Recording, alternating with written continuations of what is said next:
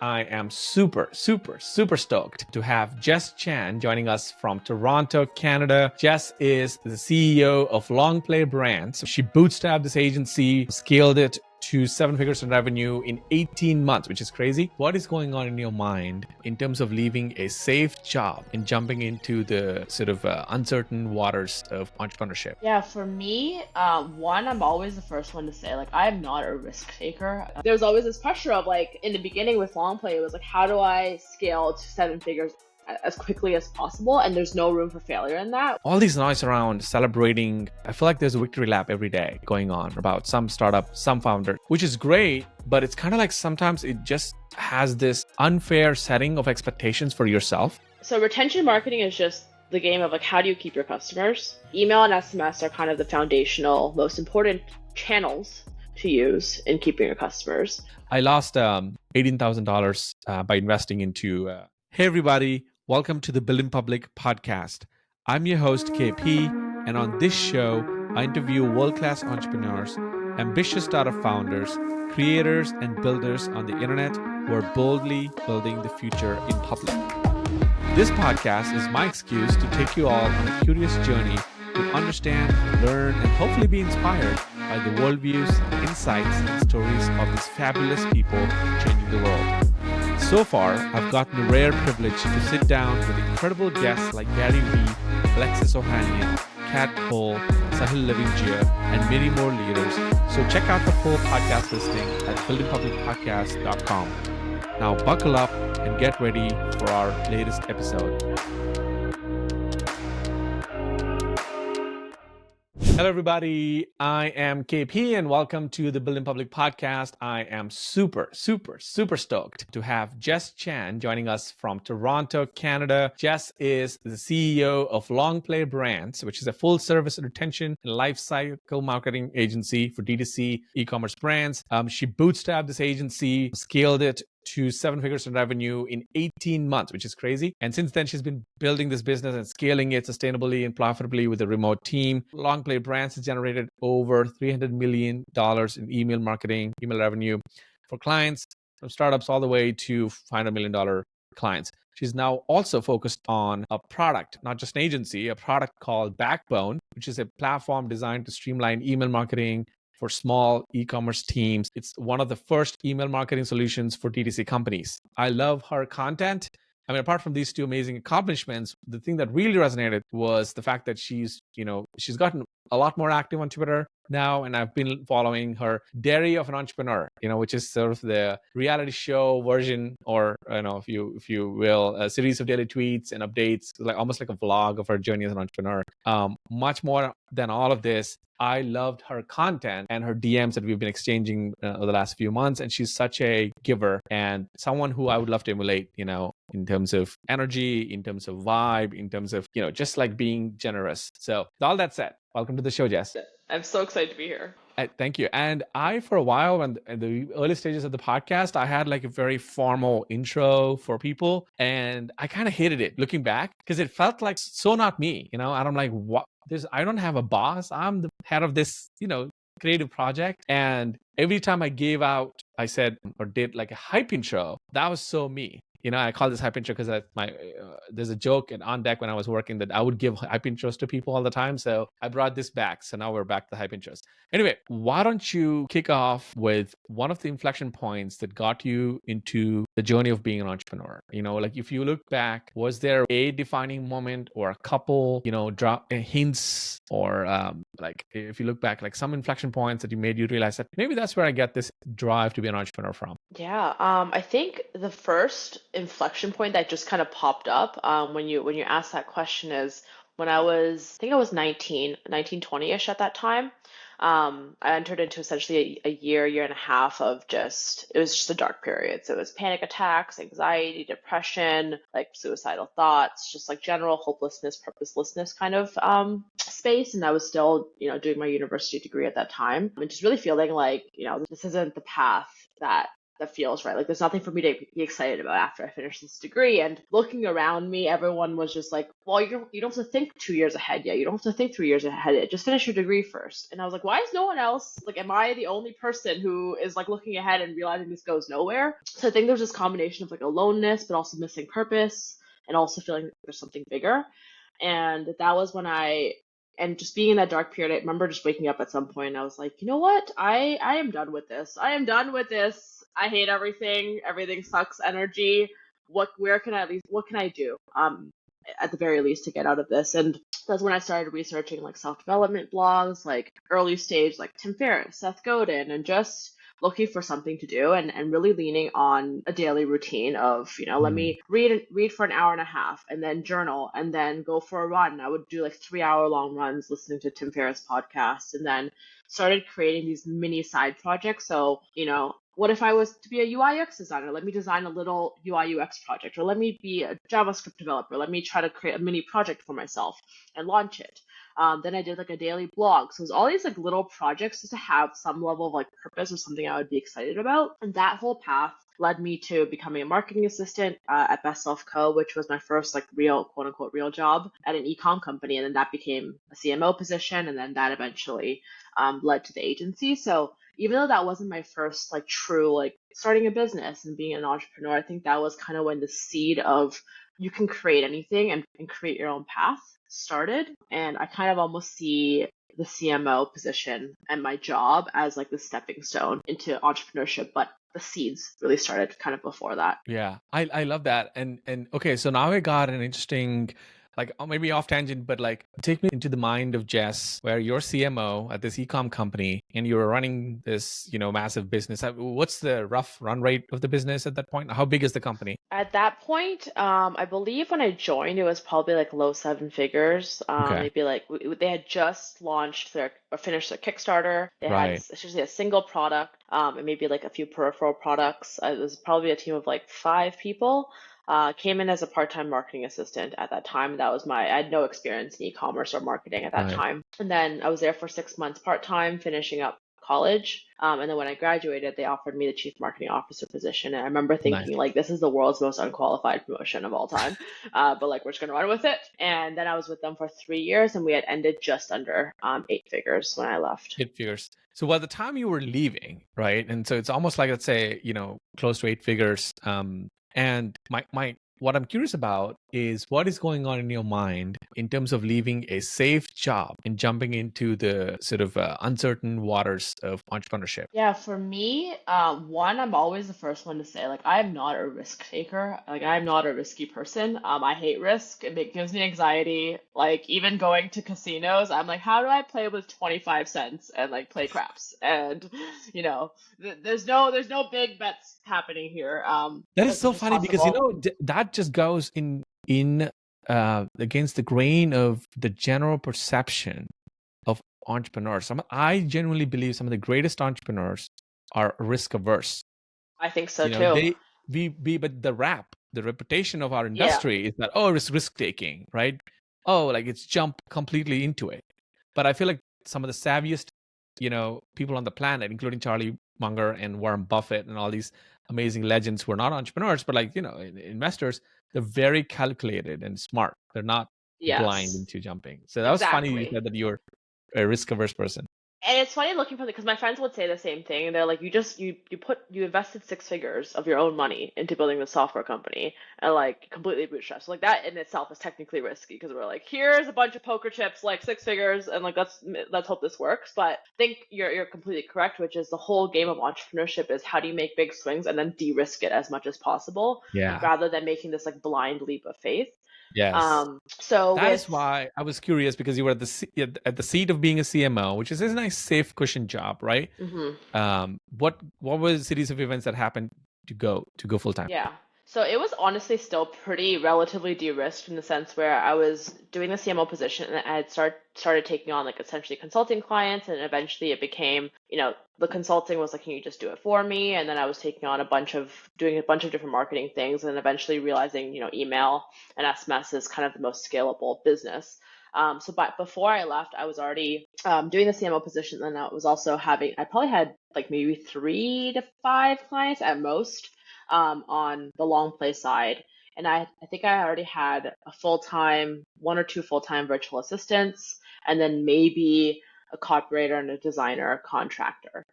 So it was quote unquote like an established business. It was still very little money. Like I don't think we broke, 10, 15 grand in Could MRR you by the could you time I replace left. could you replace your salary with it or not yet?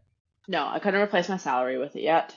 But also at the time I was a 22, 23-year-old kid. Like I had no responsibilities, and that's one of those things where how much risk is it really? And when we think Mm. about risk, it's this idea of, oh, it's so risky, but like the biggest risk really was ego. It was, what if I fail, right? But is that Right. really that big of a risk? It's really not. Because if it really came down to it, like I could go back, find a job, I could probably take on some more consulting clients, do something scrappy. I could make the money back from my salary if I really wanted to. So when we think about this risk, the risk is really about, what if I fail? What will people think? Like, oh How my will God. people think, right? That's the Yeah. big risk, I think. And if you can We get all. over that identity ego, there actually typically is not as much risk as we think Mm-mm. there is. Right. Even losing a lot of money, like even with our software company, which I know we'll kind of get into, like investing 6 figures there, it's like, yes, it's a risk, but also our agency could make it back if we just double down on it if we really need to. So the biggest risk is, what if I dump six figures in and I lose it and I have failed as a second time entrepreneur? That is actually the scarier thing that I think entrepreneurs don't talk about. Yeah.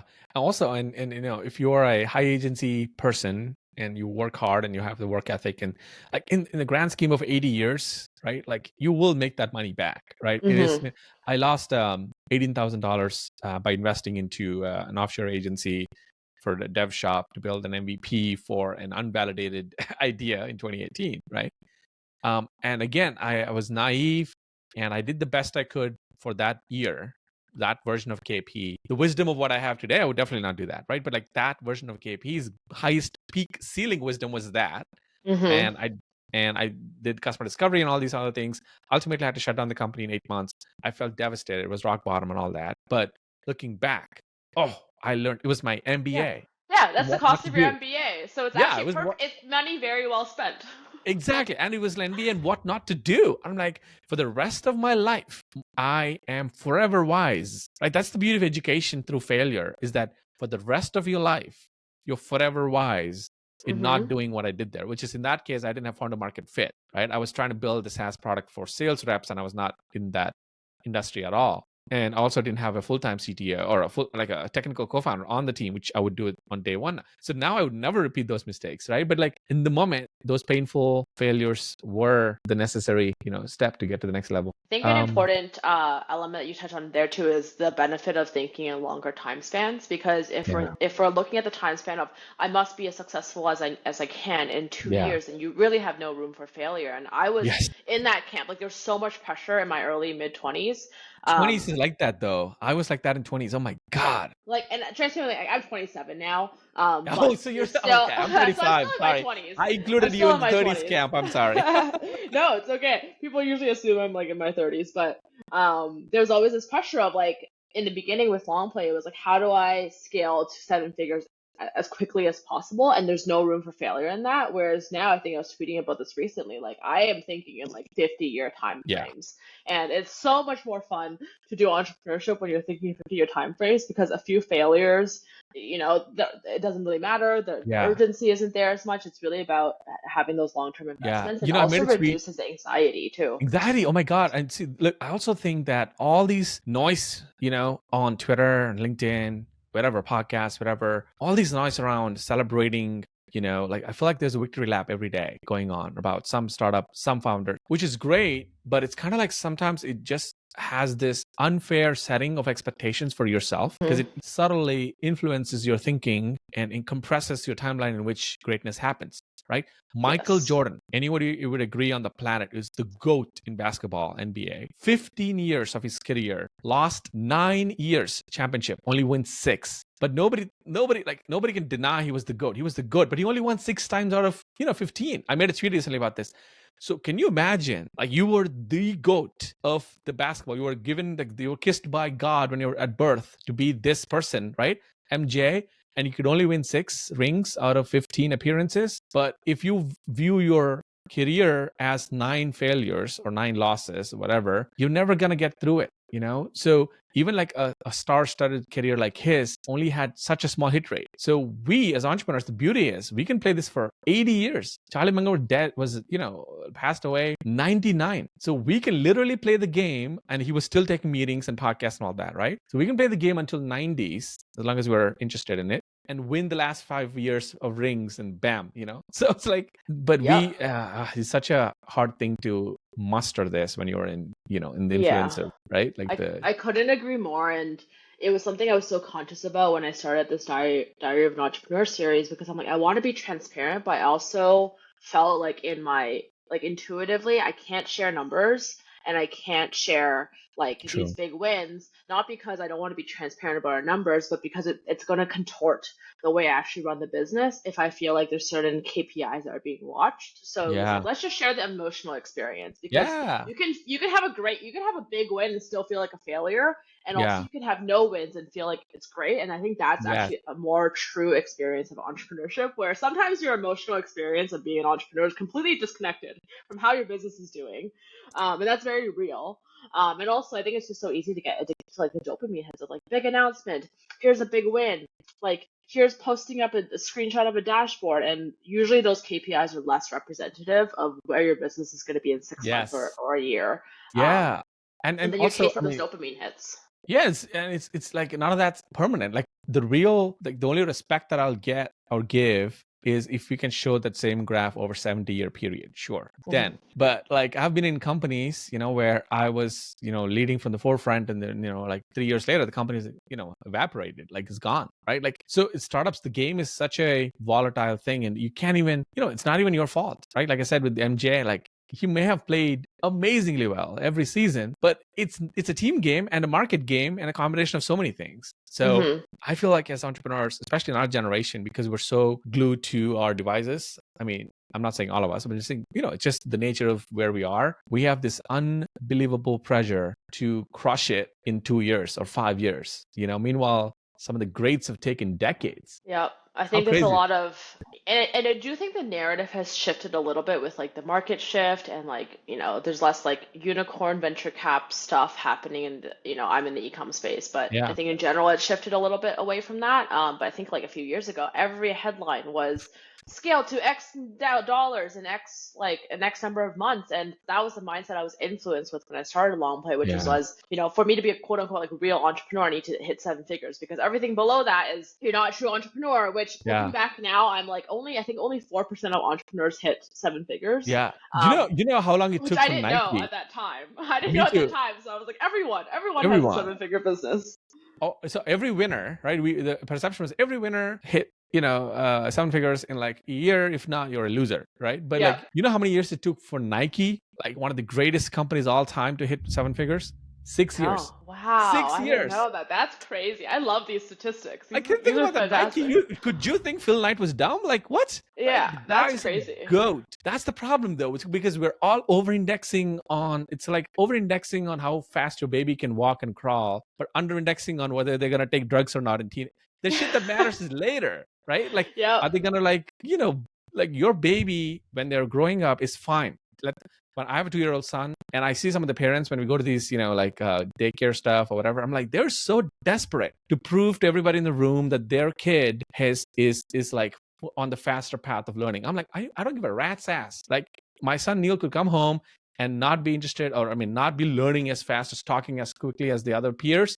I want him to find his curiosity, whatever he can eventually, and just have fun, love it, right? Yep. Because that's the stuff that I think our parents did well, at least for us, right? Like my mom did that for me. She didn't, like, there was no insane pressure. And so when I think back, I'm like, wow, we as founders treat our companies like the way these, competitive parents treat their kids. There's so much pressure to perform in the first 3 years. And you're like, what? The stuff that matters is, in 30 years, 40 years, 50 years, what are you going to do? Yep. And I think you So, also touched on an important point here, which is especially with building a business, the decisions that we make, if we're optimizing to hit as big of a growth rate as we can in the first year, 3 years, is often at the cost of long-term success. So Yeah. it's not even just removing the anxiety and things like that. It's typically like you see those businesses that scale so quickly in 3 years and then they're gone or they're losing money, or all these IPOs that have gone to shit once they launch, because the business foundations were never built for long-term profitable No. sustainable growth. They were always built to move as quickly as possible and be damned what's going to happen in 10 years. And that was kind of very similar to my journey with Longplay as well, where it's the first, let's get to 7 figures in the first year and a half, did it. And it was great. I was like, oh, I'm a quote unquote real entrepreneur now. And I'm like, I felt nothing when we hit 7 figures. It's like, it's just another like P&L that you get. But the day-to-day experience of that was everything felt like it was on fire. I was stressed out of my Mm. mind. I was like, in every single part of the business, nothing was built to be sustainable and scalable because we just needed as much input as much output as possible. Like growing top line revenue is pretty easy in the sense where it's like just do as much as you humanly can, whether you make money or not. So that was kind of the first year and a half. And then I'd say like this year has been probably one of the best years again, but the years 2 and 3 were we kind of we basically just flatlined revenue for a Plateaued. little bit, Yeah. and we Mm. plateaued, and then we grew a little bit we grew during COVID, and then we grew last year as well. So we still grew a good amount, but I think at some point we were like increasing profit by like 3 to 5x the pace as our revenue growth. And then we like restabilized the team. At some point, we like turned over the entire team, turned over our entire client base, rebuilt the foundations. And I think it was such Mm. a beautiful reminder and beautiful lesson of if you don't get the foundations right and you try to skip Mm. that step, you're gonna have to go back and slow down to go do Yeah. it right again. So you might as Yeah. well do it right the first time because you get to avoid the emotional Yeah. pain of like overhauling everything. Or like Yeah. either you don't get to skip steps. Like either You your can't. Yeah. foundations are strong or they're not. You either build them right the first time or you have to go back around and do it Do it the second again. time. Yeah. But having the foundation strong is like team is better, profit is better, like potential is better. I'm enjoying the process a lot more, and like when I'm happy, our team is happy. That is really where the growth of the company is going to come from. Mm. And I think just even reflecting on building this first business with the agency, like that perfectly mirrored this lesson that we're talking about, which is you could Yeah. have the short term growth, but playing the long game is a different Right. way of I building a think, business. it's just the nature of, lack of introspection or lack of like, because we're so busy reacting to cultural expectations, right? So you're like not really thinking independently. And like this year, I had a reckoning during Thanksgiving. I had to pause and really rethink about like, why am I influenced dramatically by all these little nuggets of tweets and posts and everything? I'm like, who is grading me, right? We always have this like thing where in school, like ultimately you write the essay or you write the math exam and there's a teacher who's grading you and giving you A plus or A. And I'm an A student. All in all, A plus student in school, which is a bad thing sometimes because I'm like so stressed to be at the best. And I'm like, oh, in real life, nobody freaking cares. Nobody is grading you on the timeline that you think they are. So I took a step back and the questions I had to ask myself was like, would I trade? I think there was a fun prompt I had, which I'm trying to recollect. Would I trade a 3-year 7-figure status, but insane pressure and pain and all that, but uncertainty, for the rest of my life? Or would I trade a 50-year solid business that only makes $1 billion in the last 10 years? I'm like, latter, right? And so I'm like, who's counting? Who's keeping track of time? Who's like really, so, and then I realized that this Olympics that I'm signing up to is all my own choice, right? This mental gymnastic Olympics that I'm doing like a monkey. I'm like, that's dumb. I can learn from the greats. And so that's why I'm like starting to learn about Warren Buffett's and all the world. And they played through decades. This is a decade game. So anyway, I have a very interesting follow-up question because one of my strategies is something that I feel like you're embodying right now, which is start with an agency or some version of a service business with an MRR component, which is an agency, right, to the retainer, and do that for cash flow, but really sort of transcend or graduate into a product business or SaaS business, because that stuff can scale much better. And also that is a sellable asset compared to, and also margins are better. So when did this come about for you? When did you discover an opportunity for Backbone? Oh man, I have so much I can touch on in this topic, so I'm glad you brought this up. So it's funny because with master game plan, it's so easy to backtrack into like, wow, there was this master game plan, but I will be fully transparent on like, here's the actual journey of this thing. So the agency I kind of stumbled into it, in the sense where I had kind of like a 4-step game plan for my life, which I created when I was 20, which was very vague. It was just learn how to build a business with was step one. Step two was build a portfolio of businesses in a variety of different industries. And then third one was actually starting an education company. And then Wow. nonprofit education was always my end goal. So that's like my Wow. mission, my vision. So that was like a super broad game plan, but as long as I was going in that direction, everything was fine. So the agency was just the thing that kind of naturally appeared because that was where demand was. And I was like, okay, cool. I'm going to use an agency to learn how to build a business in terms of team, finances, hiring, XYZ. So scaled the agency up and went through the typical agency process, which was got to seven figures, hated everything. Everything's on fire. I'm like, I'm dying. I remember I was crying every single It's day for the labor first like intensive year and a though, right? half. Yeah. And it's It's labor intensive. It's very emotionally intensive. I think that's the part people don't think about with agencies is why, like, why though? Which part of it? I'm curious. because all there is people and you have team and then you have clients. And I was in a position where I'm also a people pleaser, which makes it very good for starting a business in the sense where you will always over deliver, but it's very emotionally draining. And I think back and I'm like, I'm an introvert and a people pleaser, and an agency is the most emotionally abusive company I could have started for myself based on my personality. But it was guaranteed success because I would just kill myself to make sure everyone was happy, right? So it actually worked out as a first business. But you're just always in communication, you're always in conversation. Whereas like with a product, there's at least a little bit of a bubble, and you don't have as much of a relationship with your customers in that way. So Are you saying that agency is kind of like a glorified group chat? it's just all people. And It's until you really embrace like true relationship building, which like now I love, at that time it's just a lot to take on because like, and when you're this close with your clients and someone like their business is going down or they're upset or like something is happening, like all that gets channeled towards you to some degree. yeah. So you really get sucked up into like 20, 30 people's businesses, and then you also have your team who is going through their own life thing. So at some point I always felt like something is always like someone's always have a family crisis. Something's always burning down. Someone's always having an emotional breakdown. Someone's always stressed, and like that is just the nature of it. And there's this I remember I was reading Bob Iger's, I think, like book on Disney or scaling Disney, and there was one story that like really stuck out to me where he was saying based on the scale of Disney's team, like just the company size, if there is a world crisis, a world event, anything that happens in the news, it's almost guaranteed that someone is It's directly effective. impacted in the Yeah. company. And like and I think that was like a really grounding moment of like realizing like, oh, as you scale, there's always going to be something on fire. And that Mm, really reframed my expectations for how I relate to the company. Because before I always felt like, oh, like a team member's upset. Oh no, like there's a problem. Oh no, a client is upset. Oh no, there's a problem. But you realize like at scale, some clients always going to be having some problem. Some team right. members always going to be having a problem. And that helped like de-escalate how I emotionally reacted to everything. So anyways, Mm, that's a total side tangent to the question, but that was kind of the agency, and really went through a phase where I was like, burn it all down, like kill this thing. I can't, like it's actually killing me. I'm having a panic attack every single day. I remember like I would have a panic attack crying on the floor and then get up and do a sales call. oh And my that was like God. what I would do for like a year and a half. So that was kind of the process. And then I brought on Rachel, who's my wonderful COO and a partner at Longplay now. And we kind of run off the EOS model. And that was a really, really big, important hire. And just our partnership has been one of the most important elements of scaling this business. And we really reframed it of, okay, let's get me out of the day to day. Like that was just a priority for like a year and a half. I was like, we need to build a team, we need to build systems, we need to get me out of client facing role. And it was a very painful, gradual process. Mm, But eventually we got to a point where I was basically out of the day to day. I wasn't client facing at all.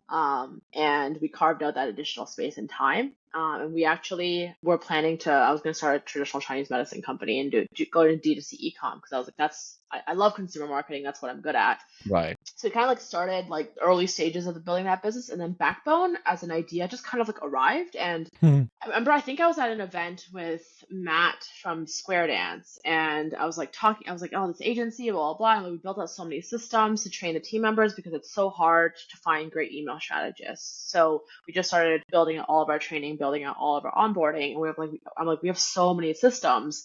It's crazy. And he's like, why don't you just turn that into software? I'm like, that's the Mm, most ridiculous idea of all time. Like, that's dumb. And then like dismissed it. And then it was one of those ideas where it just didn't leave my mind for like 3 months. And I kept thinking about it, and I was like, and then I literally got so annoyed because I'm like, in my head, it was a bad idea, but it wouldn't leave my mind. So I was like, let me just map this thing out to prove that it's a bad idea. This isn't gonna work. But I was like, I just need to get this thing out of my head. I started mapping it out, and the entire like product roadmap, feature set, positioning, target, like literally all of that came out in like one sitting. And Wow. it was like this like 3 hour long thing. And then we kind of kept looking at it. I'm like, you know what? I think we have to do this. Like, I think it's right here. Like, I think we have to do this. And we had all the cash reserves for it already. I was already out of day to day. So that's kind of when we started the process with Backbone. And in my mind, when we started building Backbone and launching it, it was going to be two separate companies, right? It was like we had Longplay the agency, and then there was going to be Backbone completely separate.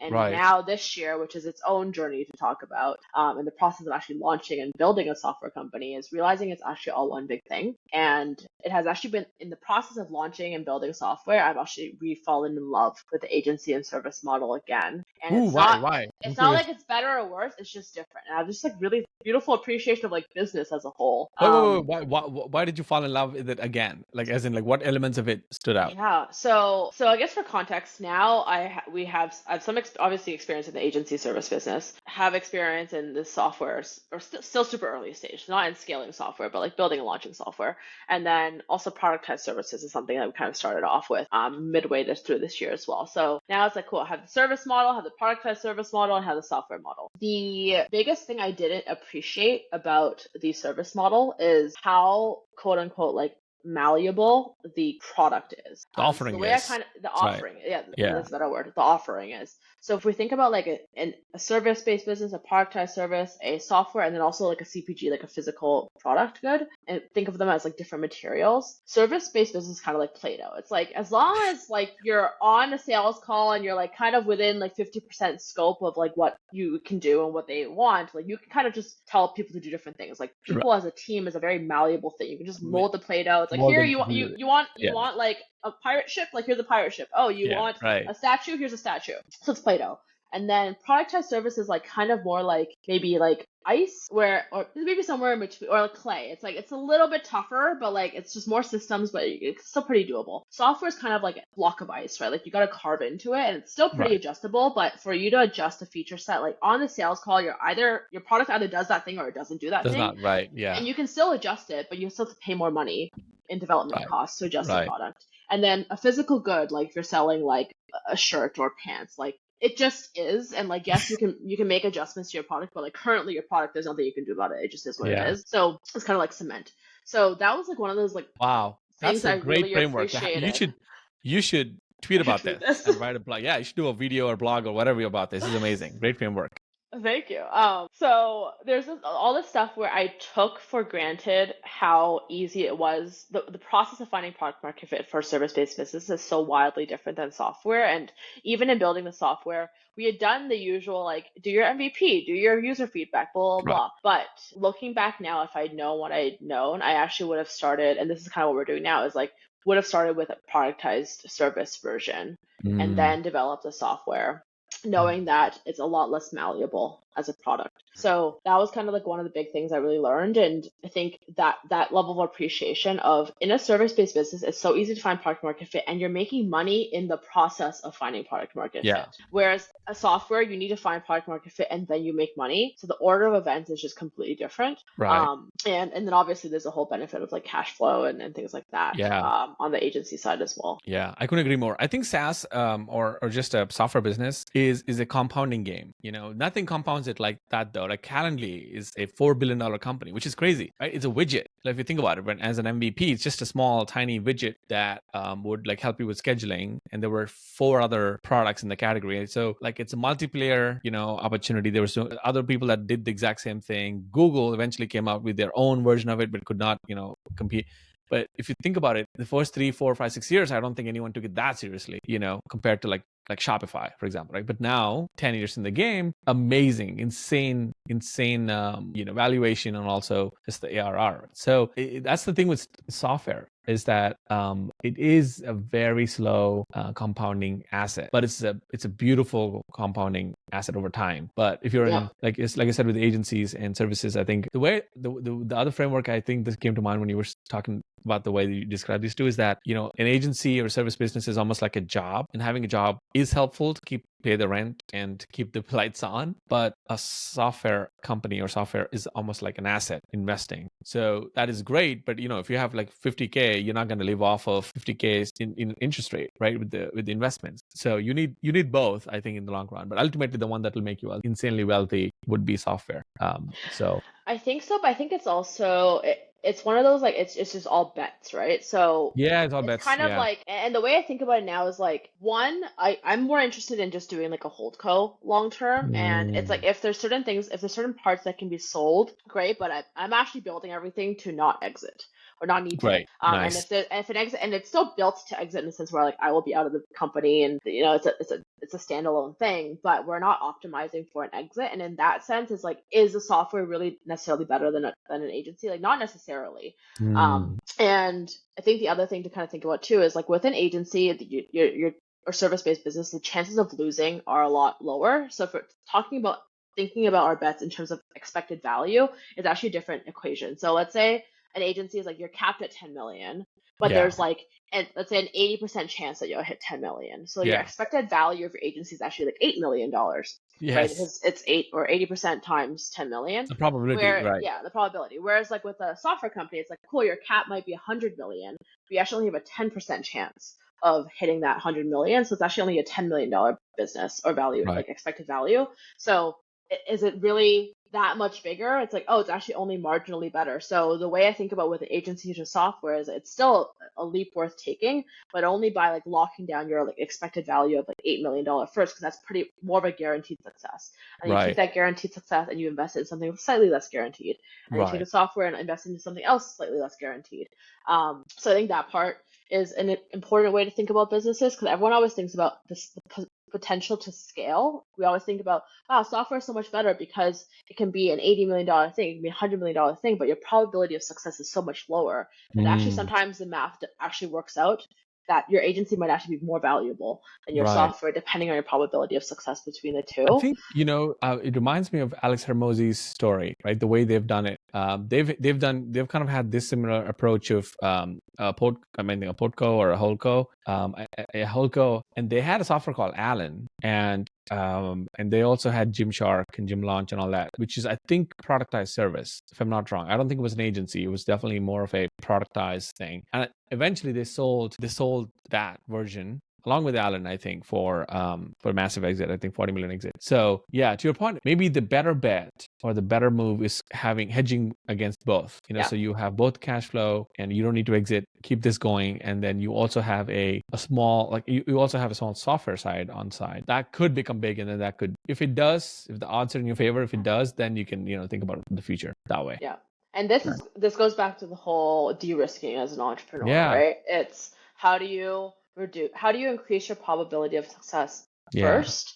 And then the second thing I think is making sure you don't lose the game. Like, you don't Yeah. exit the game. Like, I think about a video game of like, just don't die. As long as you don't die, you have 80 years to play this thing. But once you Yes. die, then you're Right. screwed. So we always optimize for like actually the floor first. It's like protect our downsides at all costs. So no Yes. matter what, the agency cannot go below a certain threshold. Our team is always protected because that is our core asset. Don't lose the team. Don't lose the cash flow, and then we can start optimizing for upside. But I find a lot of entrepreneurs so focused on optimizing for upside. I'm True. like, oh my god, this thing has the potential to be $1 billion thing, but if it's going to take you 10 years to be $1 billion thing, but you might die tomorrow, then what good is that 10-year potential? Yeah.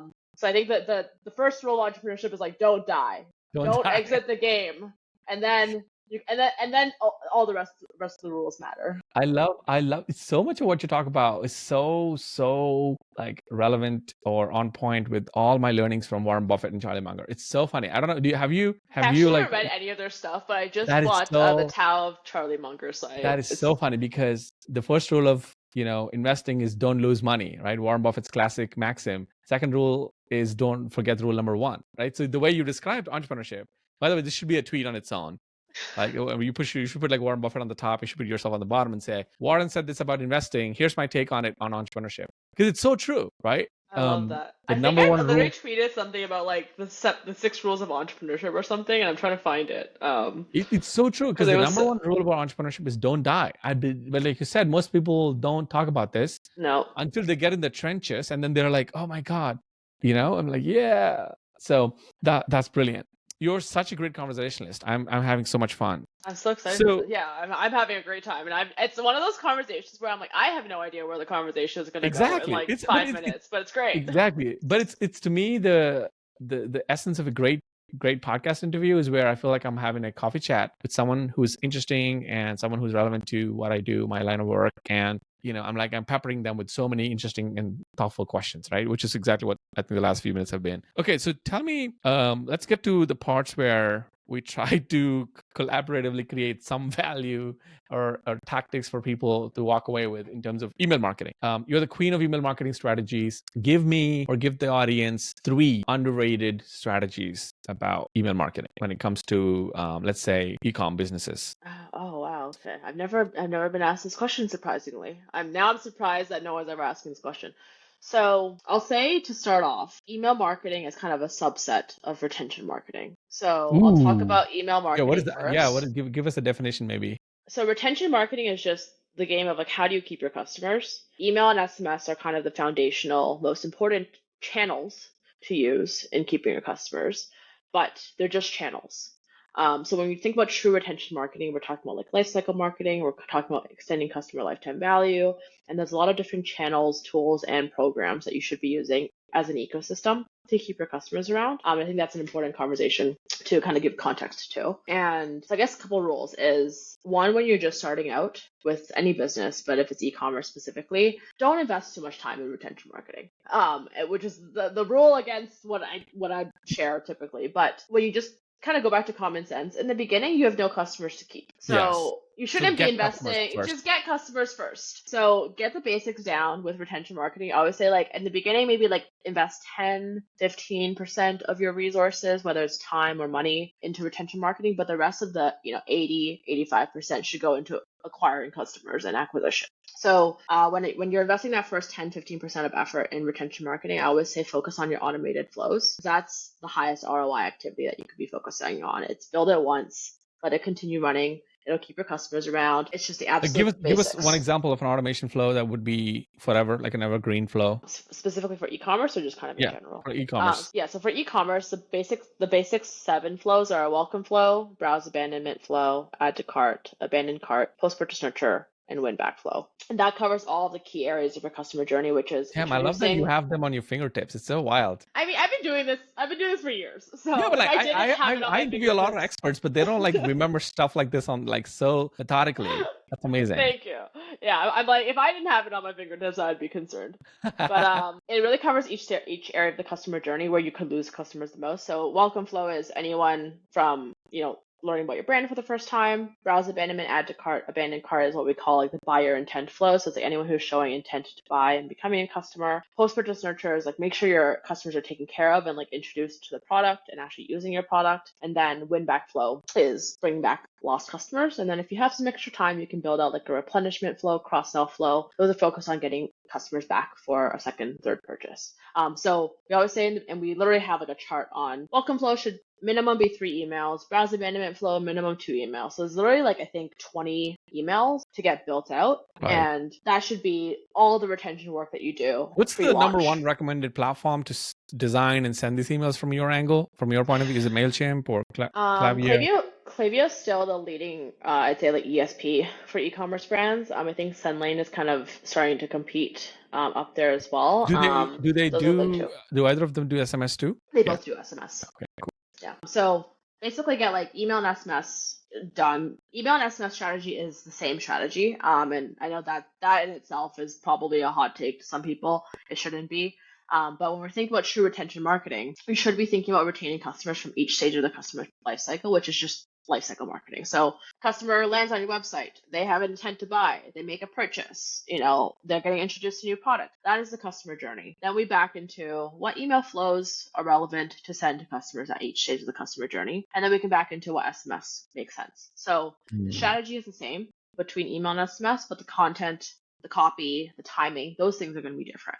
Tell me about three like peculiar mistakes that most people who are new in this game make, and how should they avoid them? I'd say first one is really just not investing in retention marketing initially. So then you're like acquiring all these customers, and it's this like the classic leaky bucket metaphor of like you have all this input, but you're like bleeding out customers. So it's like these 7 flows that we're recommending is like patching that bucket, right? Make sure you at least do the minimum. Second thing is honestly over stressing on email design, copy, strategy, A/B testing. I think A/B testing has been talked about so much and like to the point where it's kind of overkill for early stage brands. Because Yeah. early stage brands, retention marketing is like just get the stuff out there and say it's like just launch. Doesn't need to be perfect. Get your email flows going out. Get regular campaigns going out. Like that is actually the hardest part of retention marketing is the amount of workload that needs to be created.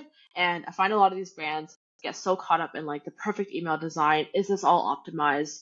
Is this being A/B tested? But the truth is like if you have 100 customers, A/B testing kind of you're creating extra work for nothing because you're not going to have statistical significance anyway, and it's stopping Right. you from doing the work that really matters, which is just getting the email out. Right. And it's following that 80-20 rule. Like 80% of the results is going to be generated by getting the email out, and then you can refine and do the rest of the testing and design stuff later.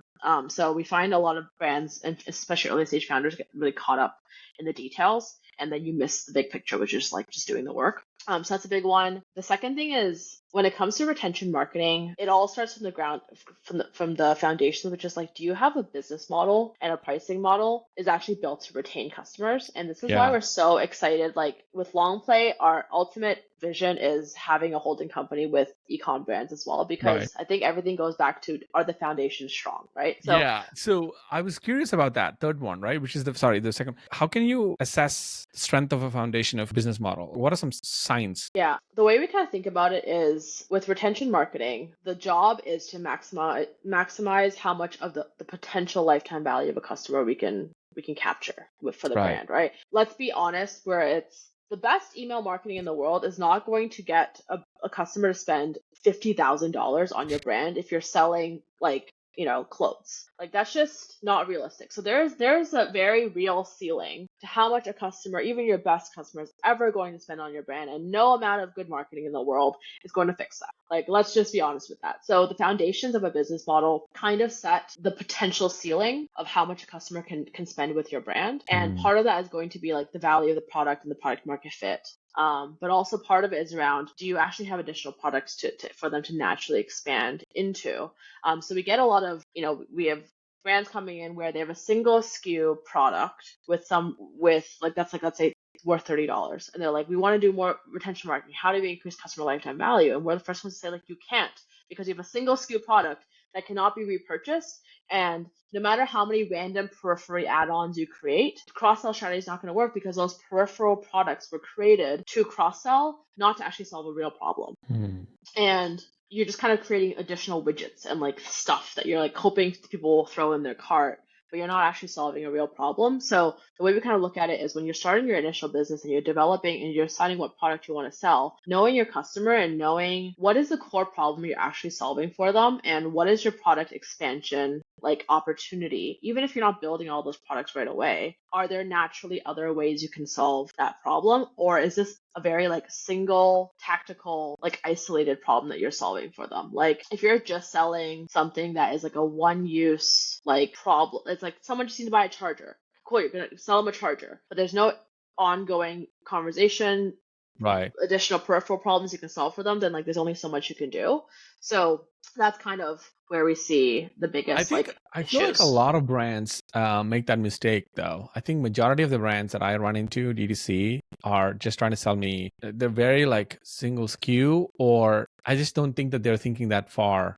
Except the greats, right? Like especially early stage, I feel like this is a huge gap. Like you said, what kind of business is super exciting for you? Like if you were to create an e-com business right now or purchase one, let me just phrase it this differently. If you could just go out there and magically purchase any e-commerce business, what would you buy? And don't give me like the top Kylie Cosmetics, like like somewhere in the middle. I actually wouldn't go for like any like well-known 8-figure, 9-figure brand or anything like that, because it's like they're already at the 8 to 9-figure range. Like all of that is going to be like retail expansion and market expansion. I would actually probably like, and we're kind of actively doing this now, is like looking for the ones who are kind of doing like 10K, 20K, like they're like super low six figures. They have a core product, but like they haven't scaled anything yet, because that's really where, like, that's where our operational and industry knowledge is worthwhile. So that's kind of Mm, what we would look for. I personally really like the health and wellness space. mm, Because there's that natural like replenishment element, there's natural product expansion to it as well. I think there's still a lot of opportunity potentially in like apparel, like lifestyle type stuff, but that's not necessarily like my personal expertise in a marketing strategy. So that'd be kind of where I looked. Like I think I'd say like health and wellness is a big one, but I don't know that I would go into like just pure supplements, because there's just too much competition there. So we need to be looking for like, there's a few brands off the top of my head that I don't want to out. I know I have a few friends who are doing some good stuff in the health and wellness space, where they found little niches and little bubbles. And I would look for categories where either one, there's no market leader in terms of brand. So it's like, hey, people are still buying like the generic like Amazon grocery store stuff, but there's a brand or storytelling that could be had in that category. Or I would look for categories and products where they're getting some traction, but there's a way to actually improve the product itself and the mm. quality, and there's that demand that's being proven for like a low quality version of that product. So Which those would is probably be the two areas I would look for. yeah, which is amazing. If a bunch of low quality products, can attract demand, that means clearly there's a big opportunity there, right? Yeah. Awesome. All right. So I think for the last segment of this episode, I got a rapid fire round for you. You ready? Yes, let's do it. Okay, cool. So question number 1, what's your favorite cuisine? Thai food. Oh, mine too. That's Like crazy. just pad thai. I'm just very basic. Every time I go, I'm gonna try something different, and I just get pad thai. I'm a Penang curry person, so well, Good that's choice awesome. though. Favorite book you wish you read sooner? The Creative Act By Rick Rubin? by Rick Rubin. I just Oh, read that very recently, and it's one of those books that you're just savoring. Like every single page is like, wow, this is like good stuff. And you're yeah, sad when it's over. Like when I find a book where I'm gonna be so sad when it's over, it's a good book. that's the good one. Okay, all right, I'm gonna keep going. All right, favorite musician or artist that hypes you up? Taylor Swift. Oh wow, we have a 50 in the house. I can't lie. There's 2 or 3 songs of hers that when I'm driving, it's the best. I Right? could It's do a like, whole podcast just on Taylor Swift. If you need, if you okay. want me to come back for a round 2 that you didn't ask for, Round just on 2 that. dedicated just to Taylor Yeah. Swift. All right. On her business savviness too. Oh, that too, by the way, right? Most She's a underrated. billion-dollar artist. Why is no one Most talking about underrated. this? I can't wait Founders podcast, David Sandra, to do an episode on her because she's OG. She's an OG in that. Okay, number 4, favorite project or phase in your career. I really am nostalgic for my times at Best Self as a CMO, because we were so early stage, and it was like the golden period of e-commerce that we could just kind of do everything. So we did a live event, we launched a Kickstarter that like was fully funded in like 48 hours. We like did all these like content videos and like launched new products, and we were just kind of like winging it. And it was just so much fun of like the level of creativity that we had and how easy it was to get traction and success. I miss that playground, and I wish I appreciated it more for what it was at that time. But we didn't know it was the golden age of e-com because we were in the golden age, So You were living through I miss it. that. Right? Yeah, I miss that. Okay, number 5, how would your parents describe what you do for a living? Who? For a long time, I think they still say I send emails. I think their friends think I'm like an admin person, and then they're really confused by like my lifestyle. They said that I send emails, and then I think they said now I built a tool but I don't need my own servers. Like something like that. Yeah. Serverless, AWS cloud. Well, yeah. I just can't, I just can't imagine someone like my grandma who, like she's 80 years old. Like, can you think about like trying to explain cloud to someone who is over 80? Like, I don't even understand cloud. I'm still amazed. You know that feature on iPhone where you can like share a Wi-Fi password? Every time, I'm just like, the world is magic. Blown this is away. The coolest thing in the world. How does this work? But I remember the first time when I told my dad, I was like, oh, I'm launching a software company. Like, it's this big, exciting, like, new thing. He was like, where do you put all the data? And I'm like, I don't know. I don't know, Dad. He's like, where are the servers? I'm like, I don't know. I don't know how to ask these questions. It's But somewhere. yeah. It ask Jeff Bezos that, right? It's AWS. Funny that we mentioned, because if Jeff Bezos calls you and offers you unlimited supply of one item from Amazon, what would you pick? Any item unlimited on Amazon. Hair products. My hair Oh, maintenance is very expensive bill every year because I'm Asian and I have black hair and I'm trying to make it blonde, like platinum blonde. And hair masks and conditioner are extremely expensive. So I'd probably do hair really? Okay, masks. Hair that's an masks. insight that I didn't know coming into this podcast. I think the grand total of amount that I spent on my hair this year is $0, except for the haircut. It is a mid four-figure expense every Oh, year. it's a big deal. Okay, Yeah. all right. Okay, finally, the last one, last but not the least. What is your definition of success? What is my definition of success? Being able to wake up excited every day, creating things I'm proud of with people I love. Wow, that was poetic. That was awesome. In both life and personally. So like I think like Yeah. creating a home, like building a family, hosting an event, like that is just as much of success as building a business. Yeah, that's awesome. You should also tweet about that. This is such a Okay. great line. I'm gonna need this whole You transcript. need a, I'm there's just gonna like try 5 or 6 moments where I was thinking like, oh my God, this clip, this is so. You should definitely, I'll send you all the links when it comes out. You should definitely take some of it and then turn it into your own content. That's it. That was the last question. Thank you so much, Jess. This has been such a blast. I truly had so much fun. I don't know if you could tell. I've done so many podcast episodes, and I think when I find a great connection, and the way we see life and the way we see business a part of life, I think it's such a true joy. So Thank you so much for having me. I also had such a blast, yeah, and I think the best conversations are the ones where you're simultaneously discovering where the conversation is going to go. yes. So really appreciated this. Yes, and I can't wait to bring you back in a future episode again and continue our friendship. All right, online on Absolutely Twitter. love that. Sounds good. All right, I'll send you all the links when it comes out live, and I'll see you around. Okay. Perfect. Thank you. Have a great rest of the day. Bye. Bye, Jess.